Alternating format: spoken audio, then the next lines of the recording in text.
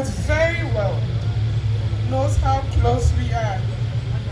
My babe, as the great Nigerian writer Chimo Achebe once said, if you don't like someone's story, write your own. But it's extremely difficult for me to write our story because you taught me to keep our story to ourselves. On this note, I write to express how grateful I am that I am your wife. That I am your wife. I'm so grateful, babe. Babe, no matter how busy you are, you always pay particular attention to me and make sure everything is fine with me and the children. You pay particular interest in my career growth and always make sure I have a plan and I'm steadily following the plan. Babe, it is well with my soul. Yes. Because I know you are with me forever. You are a great person.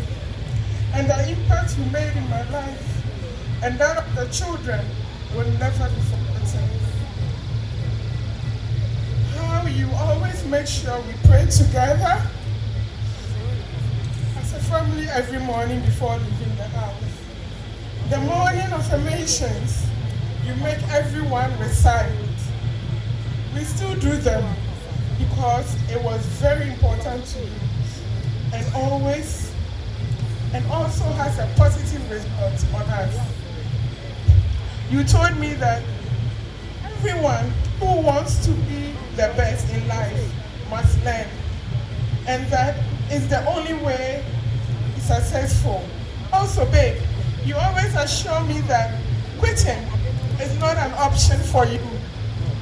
On 7th July 2025, babe, why did you quit? Why?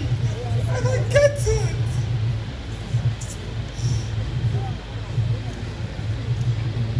Babe, please answer me.